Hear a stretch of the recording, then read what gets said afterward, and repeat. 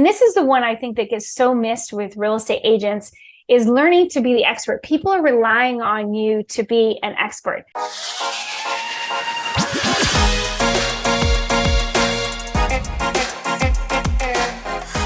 Hello and welcome to episode 136 of the Smart Agents Podcast. As always, my name is Michael Walter and I'll be your host.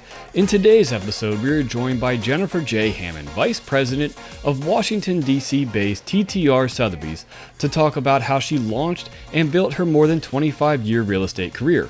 After 10 years of hosting her very own SiriusXM satellite radio show, she now hosts the Jennifer J Hammond podcast and is a best-selling author. You can find the link to her book, Real Estate Agent Survival Skills, in the episode description. Throughout our conversation, Jennifer shares stories of how she broke into real estate, talks about how important it is to stay true to your personality to find success, and gives her 3 survival skills for realtors in a recession market.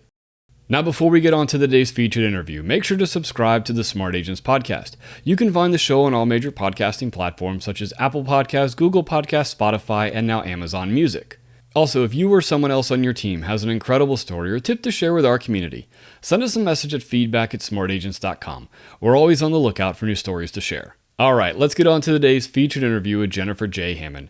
As you'll hear for yourself, Jennifer is full of positivity, making her induction into the Happiness Hall of Fame a no-brainer. Really, the way I like to start everything out is if just introduce yourself to us a little bit, who you are and where you're at in the country. So my name is Jennifer J Hammond, and we usually say the J is like, yay, because I'm known for my yays. And I hosted a radio show on SiriusXM for 10 years, teaching about real estate. But I started my whole life started in Key West, Florida, which is the southernmost point of the continental United States. And I always laugh, we're closer to Cuba than we are to Miami. But growing up on an island, you get a very different viewpoint. But most of my real estate life has been for 26 years in Washington, D.C., but I'm licensed in Virginia, D.C., and Maryland. And I didn't think that I would end up spending all this time as a real estate agent. But what I found is I had gone and I had gotten a bachelor's degree and a master's degree. And my master's is in public administration. And I thought for sure, I was recruited by a congressman from the state of Florida to work on Capitol Hill. And I don't even think I lasted a full 6 months working on Capitol Hill. And I mean, I just was one of those wide-eyed, I was an island girl who was wide-eyed and innocent and thought I could change the world by working on Capitol Hill, and found out very quickly that it definitely, one person, doesn't really happen that way. So I changed I ran across the street to the Library of Congress, and I sat there with a librarian going, oh my gosh, I have student loans. I have a bachelor's degree, a master's degree. Now what am I going to do? And after that, then I got into real estate, and it's been such a joy in real estate, not only because I'm so passionate about someone transforming their life. And one of the things financially, we're so often not taught what to do. And the real estate agent as a role, we have a huge, high responsibility to our clients to be able to actually help them understand their financial decisions that they're being faced. And yet we're not trained to be a financial advisor. We're not trained as a tax person. We're not trained in the law. There are all these things that we touch when we're talking with our clients, and yet we have to be able to know when we can help them and when we need to refer it out to someone else. So I have been so blessed with just tons of clients, and starting when I first got into real estate, I really worked with the first-time home buyers. And then it was funny. Then, of course, as I started to grow up, then they also grew up, and then they became second-time home buyers and third-time home buyers.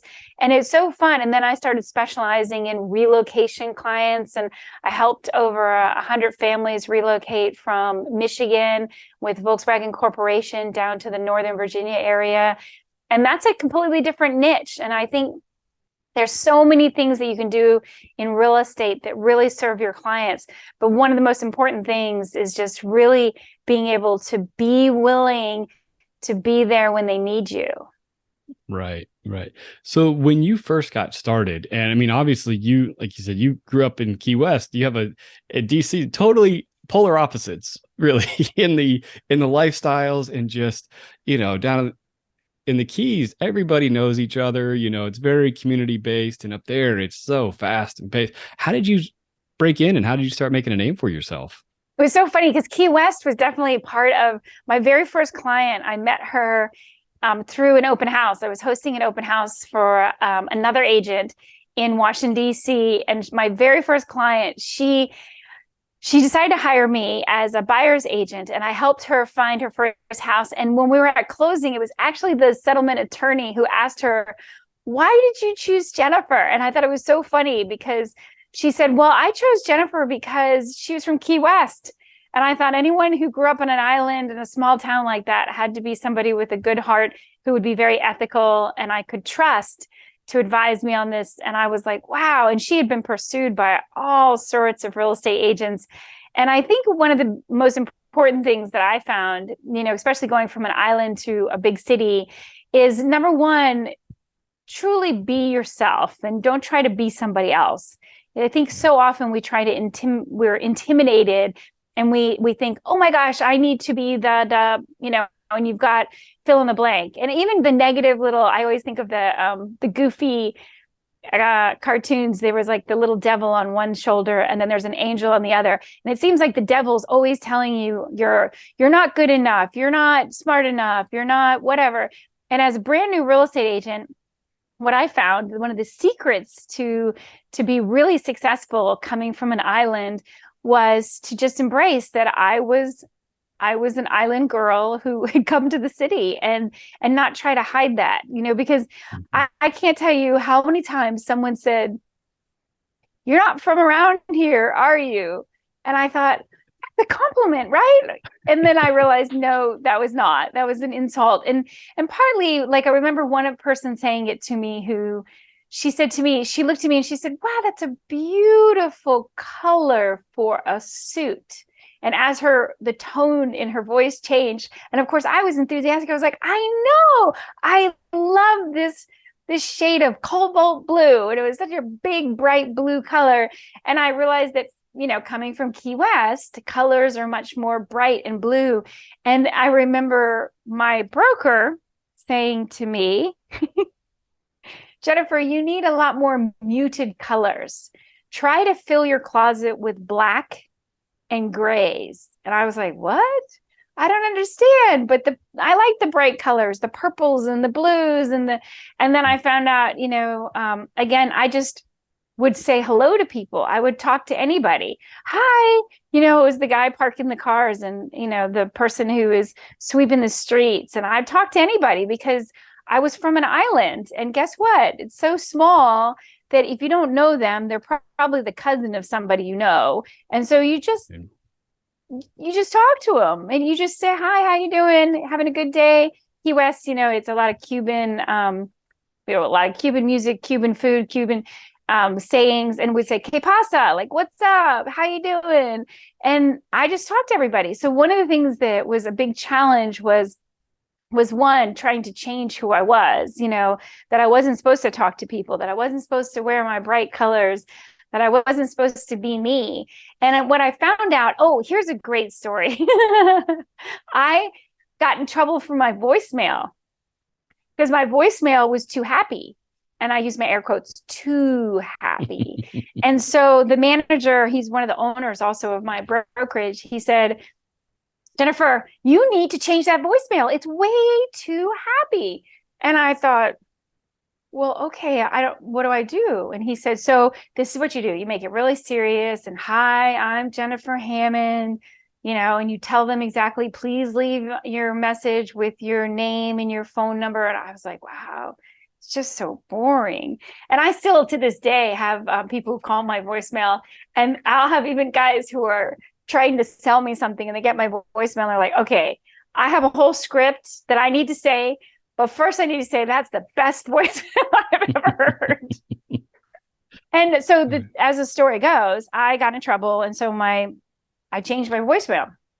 I did what I was told. I changed. I became more of the city person and I was very serious and I put the serious voicemail on.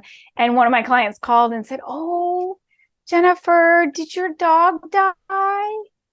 or did a family member die? And I was like, what are you talking about? No, I don't know what you mean. And they said, well, your voicemail, it's so serious. What happened? And I said, oh, I found out that wasn't professional and I'm not allowed to do that. That's the island girl in me. And I'm not allowed to be like that. I have to be, serious and a very serious city person.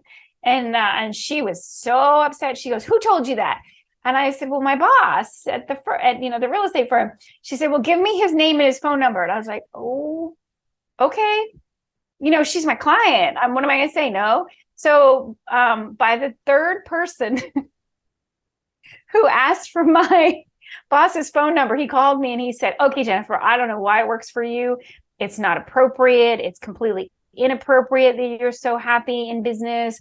He goes, but I can't take arguing with any more of your clients. And so I got to keep my happy voicemail. And like I said, even to this day, I get all sorts of people call me and say, okay, that was the best voicemail I've ever heard. And to me, it's just me being the island girl of, hi, it's Jennifer Hammond. I'm so excited to talk to you. Please leave a message. I mean, it's super simple.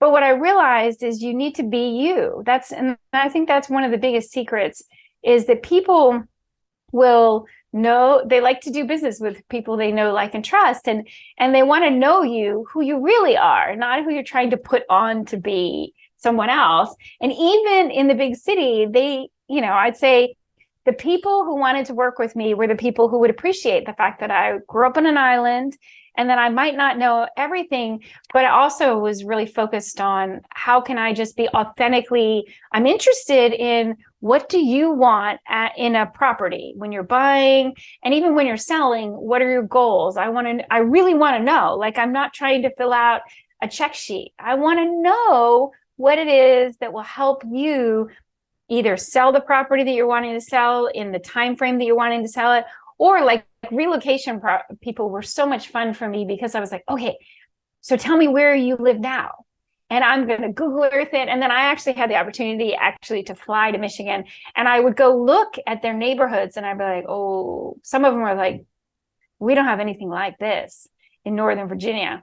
But what I can get you is close to it. I could get you this or this. Here's some options, and understanding what people want genuinely is something that I think as an island person, and you have to remember Key West is known for Hemingway. It's known for Jimmy Buffett. It's known for, a lot of different artists.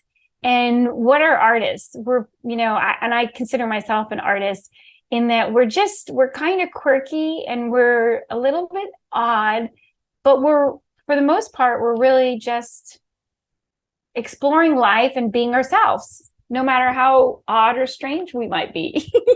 Right. Well, and, it's interesting. I was just talking to, for another episode just a little while ago about how when she got into real estate, she tried to do the whole script thing and it just didn't work. It just couldn't, like, she was too creative. And as soon as she got past all that, that's when her real estate career took off because she wasn't trying to fit into a predetermined box. Yeah. And I agree. I think it's important sometimes when you need, when you say the training wheels, like when you first go to ride your bike, it's nice sometimes. I never had any scripts. But it's funny because now I look back on scripts and I think, oh, I probably would have loved that. Although I probably would have fumbled in the scripts and really messed it up. And one of the things I would say, part of my secret to my success was just being curious.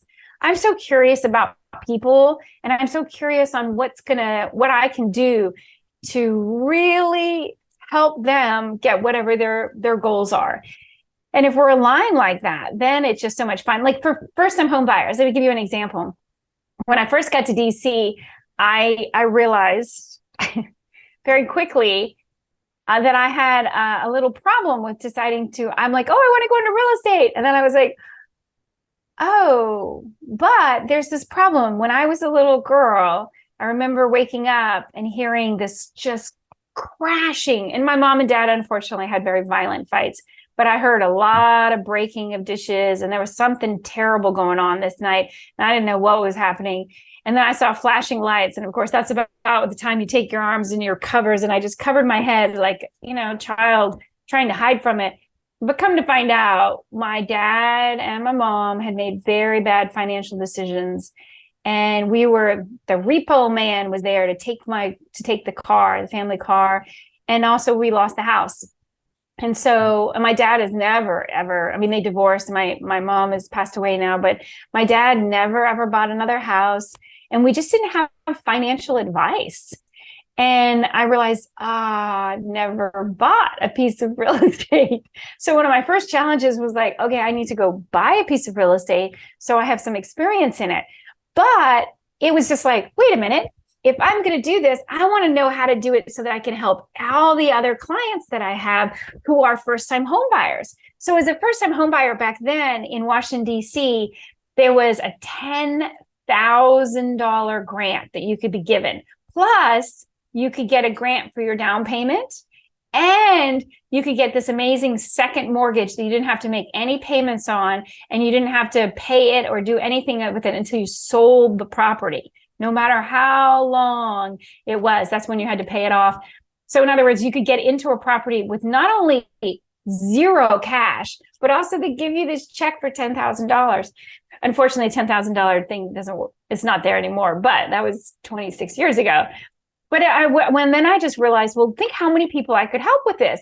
And then it just became exciting. Like I remember meeting I had gone out for Halloween, probably the second year I was in Washington, D.C., and everybody had costumes on. And I had a costume on that had a mask. And that night, I met 3 people who would become my clients, but they had no idea what my face looked like. And it was hilarious because I remember when they came to the office, we were all, each person was like, so we realized that you stuck to your costume all night and we had no idea what you look like. But it was just so much fun because the reason that each one of them decided to go with me is because of my knowledge. I had knowledge of programs that could help them and really help them financially. So I think that's one of the things that's really important. To me, I get so excited when I have shared information that I learned and people have utilized it. And I just watch how it changes their lives. And to me, that's the goosebump worthy moment of, they did it. They did it. Right. And I really like, you talking about how over the course of your career, all these first-time home buyers, as you go along, and if you are doing things the way you are by really educating and leaving that, great impression that when it comes time for them to either move on or upgrade or, purchase their second home, that you're the person that they're going to go to. Yeah. And it is because you get a loyalty and they also refer their friends. Like right. Sometimes I realize now when I look back on my career, how I want to say that I was so lucky because I didn't have any training in the beginning. And I didn't know that I was supposed to keep in touch with my clients that I had sold houses to. And so I always was the kind of person of, I don't want to bother them. Like, I don't want to. And it's funny because now I think about how many emails I get from real estate agents and from mortgage brokers and from so many people and even postcards and just all sorts of just spam. So I was like, oh my gosh. However, they would just call me. And I'd be like, oh my gosh, so good to talk to you out of the blue. And then sometimes we'd go for a cup of coffee or I'd have dinner at their house or such. And they're like, hey, I've got this person and this person and this person for you. And I was like, wow, I even asked. They just would offer them up to me. And I think part of that just had to do with the fact that I had made an impact on their lives in a really positive way. And then I was trying to think if I've ever asked for business. I feel so incredibly blessed when you do a really good job. And it's the same thing. If you think about somebody that you really like, whether it was a car salesperson or whatnot. And even like, I know my first car salesperson in the Arlington, Virginia area was horrible. So horrible. And I remember it was the first time I had enough money to buy a Mercedes. And I was so excited about buying a Mercedes. And he came over and he pat me on the head. Just treated me terribly. And then even said to me, you're so young and you own so much real estate for your age. He said, so we're not going to be able to give you a very good interest rate. He said, because you're a big risk because you're not married. And I'll never forget that salesperson. And it's funny, I didn't buy a Mercedes from him. I ended up going somewhere else. So I think you remember those people who really are either really good or really bad. Right. Absolutely. So, transitioning a little bit, I want to talk to you about, because you have, with your podcast and everything you're doing a lot of, like training for other agents and really kind of helping, other agents kind of learn the ropes. And we've obviously been in a couple of years of some pretty wild markets, and, people outside of the industry start hearing about all this money that's being, passed around in the real estate industry. Now I want to become an agent myself. And it was a little bit easier if you were in the right place and you had the right, kind of people. That money those listings were a little bit easier to sell and things were a little bit easier. But now it's not that way so much anymore. And there are a lot of agents that are starting to leave the business because they weren't really prepared. And there's a topic that really kind of struck me, and that is your 3 survival tips for a recessionary market for agents. Thank you. And it's so interesting because you're so correct. I've seen the statistics in different markets. I've seen it fluctuate from about 20 to 40% of the real estate agents will leave the market now that we have a changing market. And I would say a changing market because in some markets, it's still pretty hot, depending on where you are, but it also depends on what price range you're in. And that's from even DC market is so different than if you go out into Northern Virginia, and that's just a couple miles away. And then when you move down to Florida, and I have lots of real estate agents that I work with that are out in California, and it's really important depending on where you are, what price range you're in, and all of that stuff. So I wrote a book, and I just did it this year, 2023, Survival Skills for Real Estate Agent. It's free. So anybody who wants it, I'll give you all the details so you can share with your audience. I thought it was really important, and I want to talk about my top 3 they're in the book, but that are really important. And the number one, I think one is your mindset. And I know that it's probably been talked about a million times, but you can see the glass half empty or half full. That old saying really is true because, and I love it. There was actually a car salesman who he taught, the what day is the best day to buy a car? Is it the first of the month or the last of the month or the middle of the month?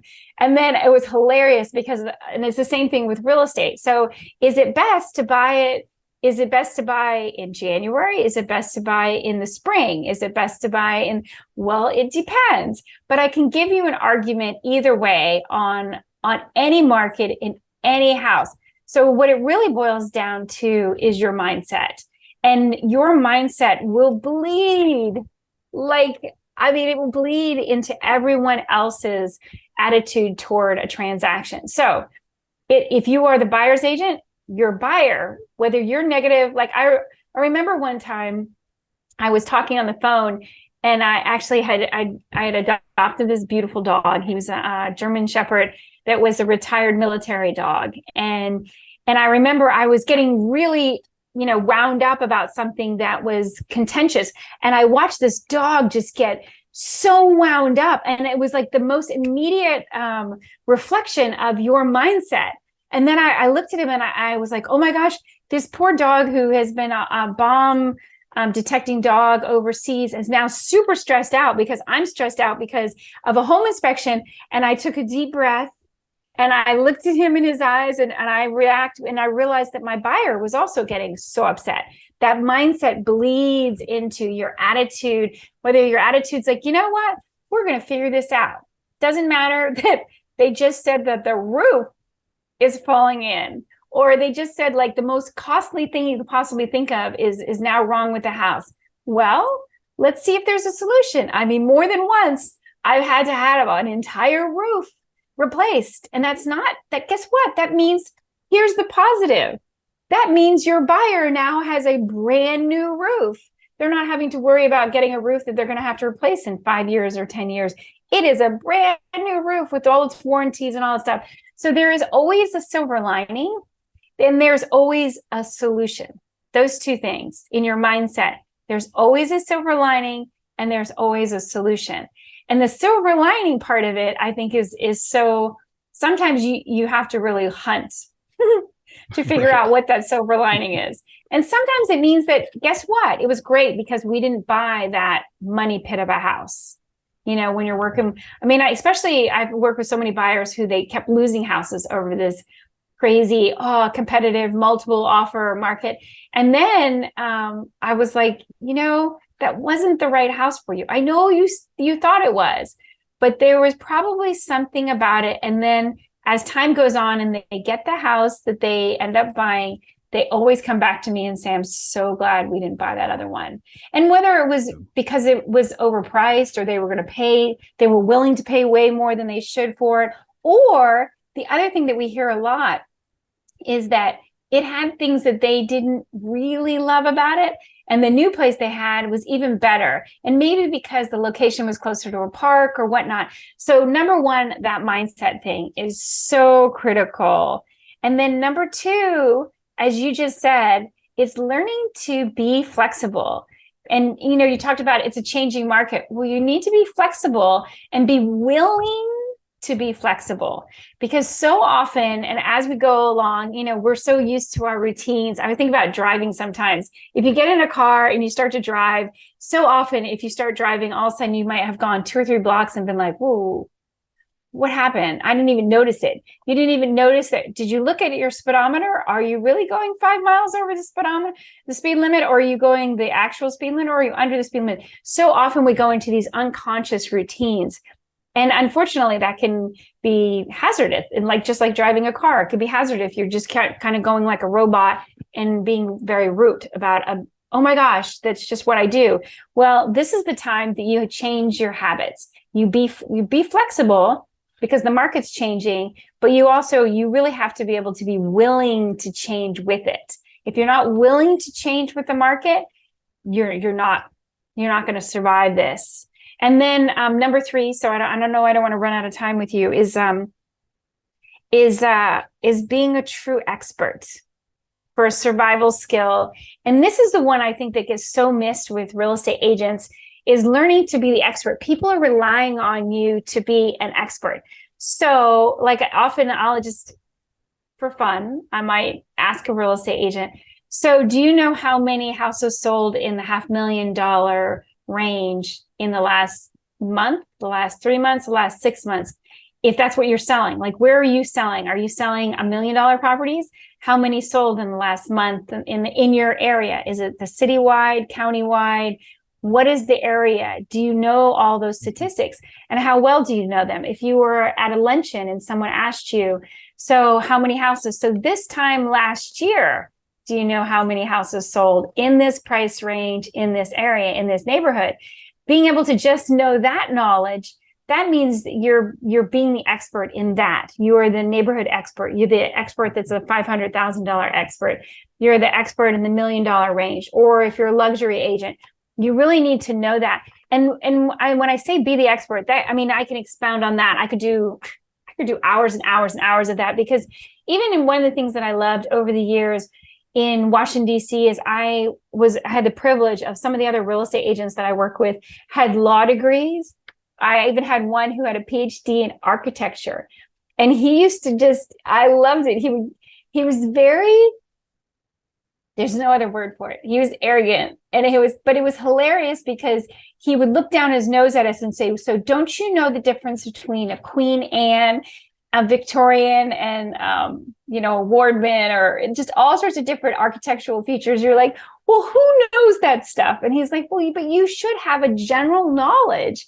If you're going to work in Victorian houses, what is the turret, and when did they take that feature away? And why does this one have 5 steps into the house and this one has 2? And there's so many stories that go along with that. And knowing the history of an area can make you such a better expert when you're helping people. So be the expert is a survival skill. Again, I could go on and on and on with, but there's just so many fun aspects to it. So find the one that you're passionate about. Just like my friend who was the architect, he loved all those details. And I loved when he would share with me, when we, as real estate agents, go for a walk through a house, Like, okay, show me, why is that window like that? Why do I love, that particular door? And what's the difference between this wood and this wood, and this brick and this brick, or that granite and that granite? Knowing those nuances and those differences make you an expert that really helps your clients' success. And think about that every time, whether it's a buyer or a seller, they're successful, so are you. And let me flip it. I kept talking about buyers, but if you're working with a seller, knowing their house. So knowing what is that granite that's there, that's how you put it into your marketing. Knowing where the windows are and where does the sun come in the morning? Do you have morning light in there?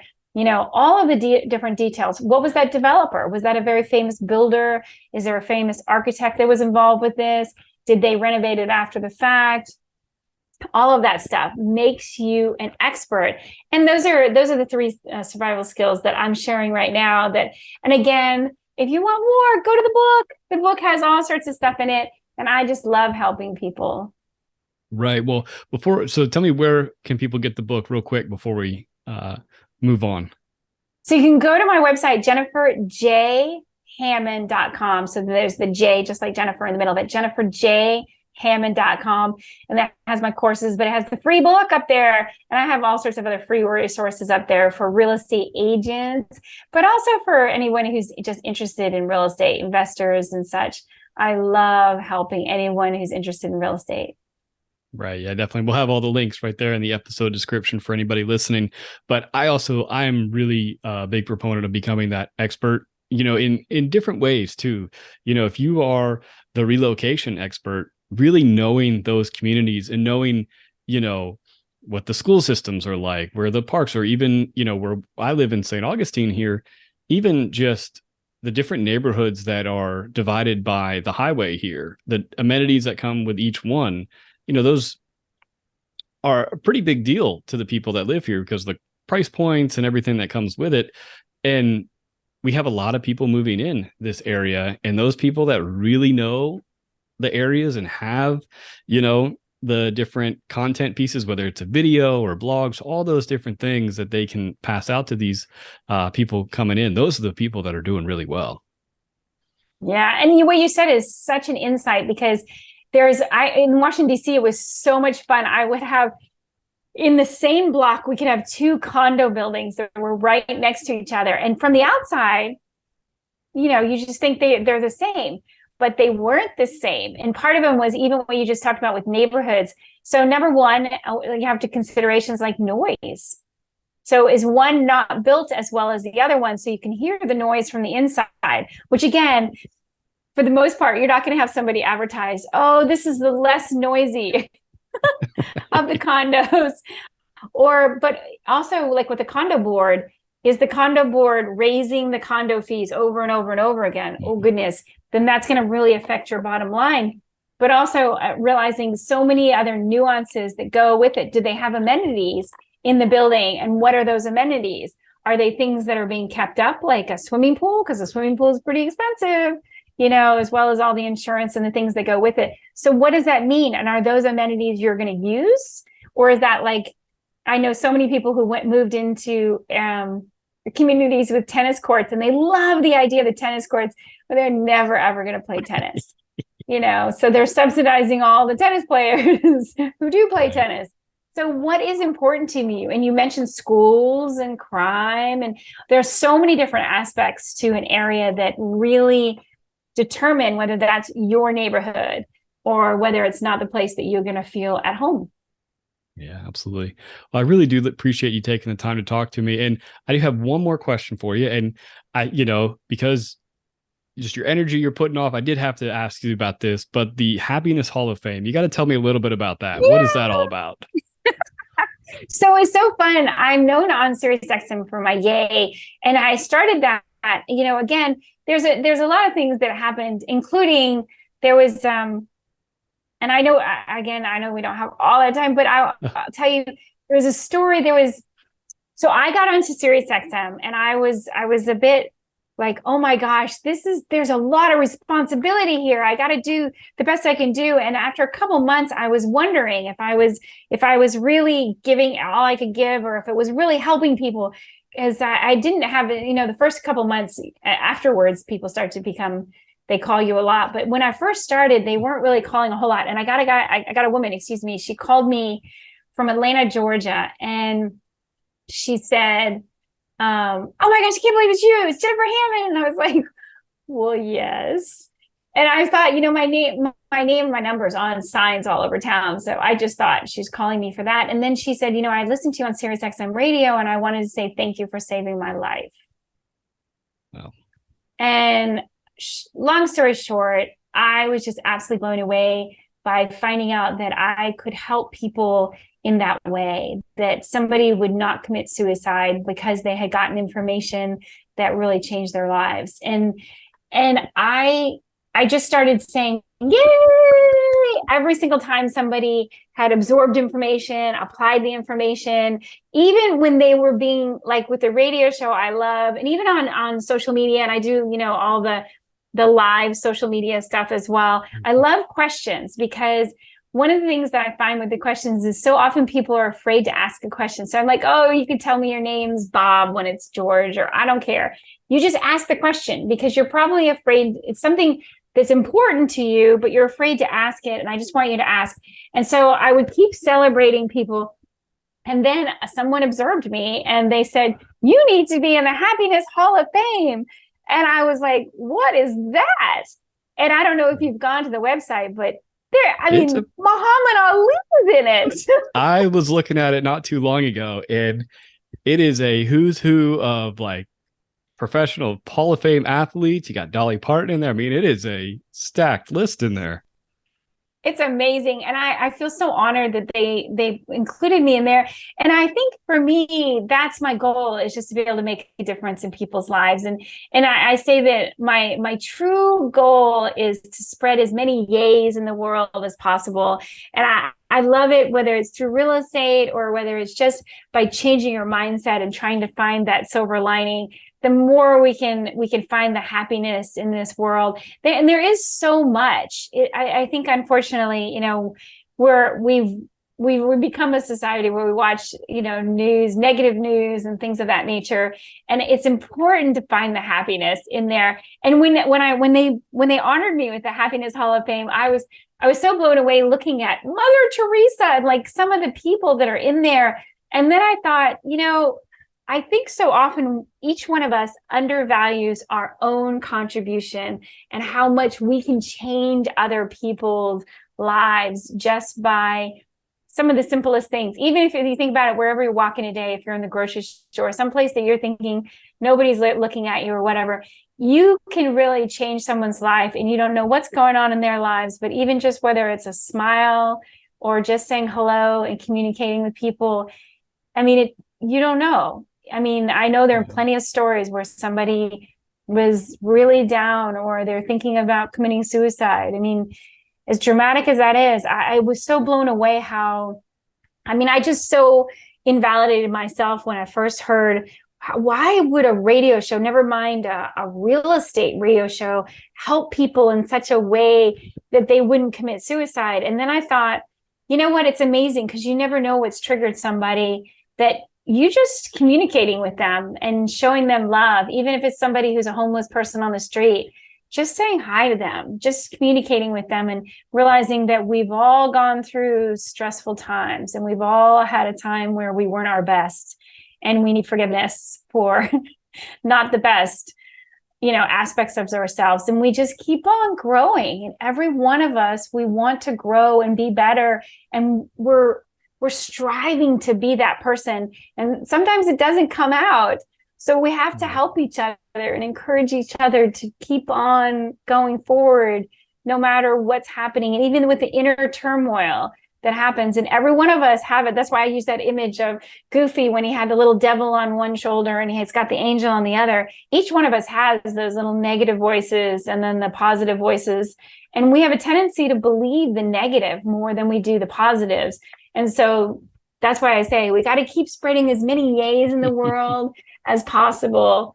Yeah, I'm so grateful. Thank you so much for having me as a guest. Yeah, absolutely. Thank you for joining us today. I really do appreciate it. It's a pleasure. And I love your podcast. I'm listening to the different episodes. I love you have so much variety. Thank you for what you do.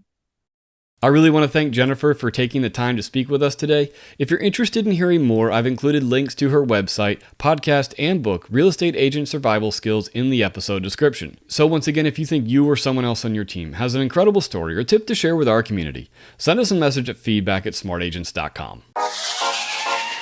Well, that wraps things up for this episode, but remember, follow the show wherever you listen to podcasts, and make sure to subscribe to the Smart Agents YouTube channel. Again, I'm Michael Walter, and we'll see you on the next episode.